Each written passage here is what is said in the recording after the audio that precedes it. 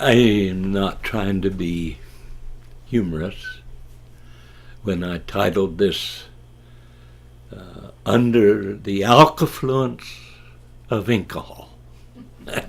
and so when I use the word alchofluence of Incohol, I'm trying to create a picture in your mind of the amount of influence. So when the police stops you, what the police wants to know is who's driving, you or the substance. I was in the Navy, loved it.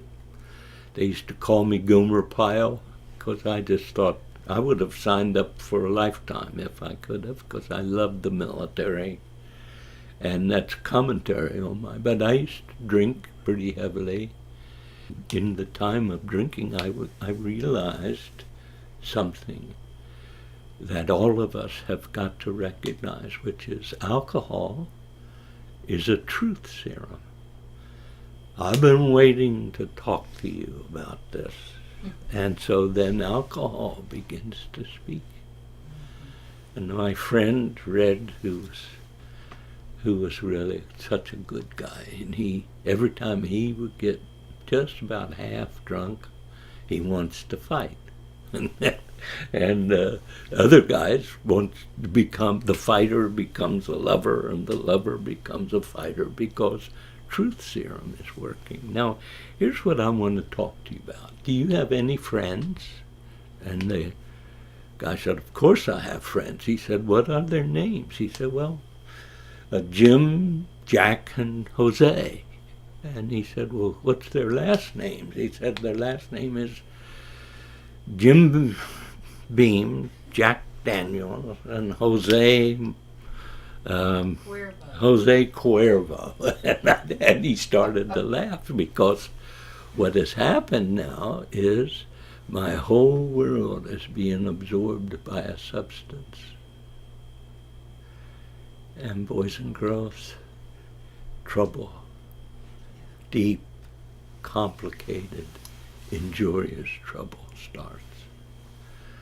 Now I need you to hear me. You do not become an alcoholic until you give yourself license to become an alcoholic.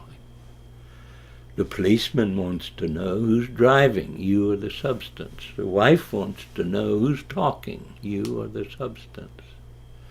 So that the alchofluence of Incohol is part of the substance abuse that is drowning America. Counseling is really hard, and thing is really complicated. The ugly conflict that is coming out of it. Now, here's, I know this sounds simplistic, but I've seen it happen quite a few times. Not every time, but quite a few times. The person who will say to the Lord God, God the Father, I withdraw the license that I gave myself to drink or take drugs. If I withdraw that license, God seems to breathe on that, because what you're doing is you are taking responsibility for the substance abuse that's going on in your own life. Now, it's everybody's fault but mine. Are you an alcoholic? No. But I have vodka hidden in every drawer in my house. All of this is a personal license that you've given to yourself. And if you would say to the Lord, I want you to take my license from me. Wow, it's like losing your license from a state trooper. You can't drive anymore. You lose your license from the Lord. You can't drink anymore. You can't embrace drugs anymore. Now, it doesn't mean the conflict's over.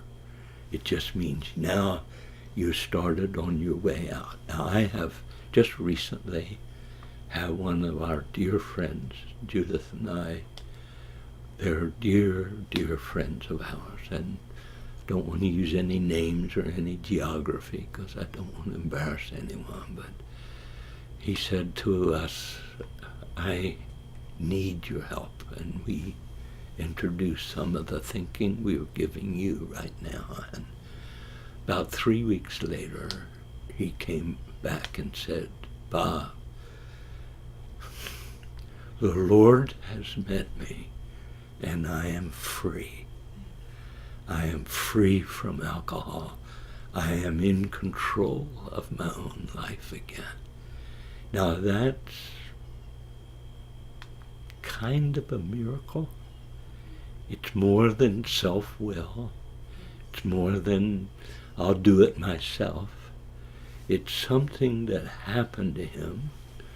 Just in contact with him, he said, I'm walking free. I am actually back in control of my own life.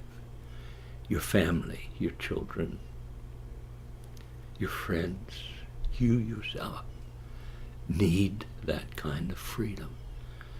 Talk to the Lord about the license that you gave yourself and ask him to take that license from you and set you free.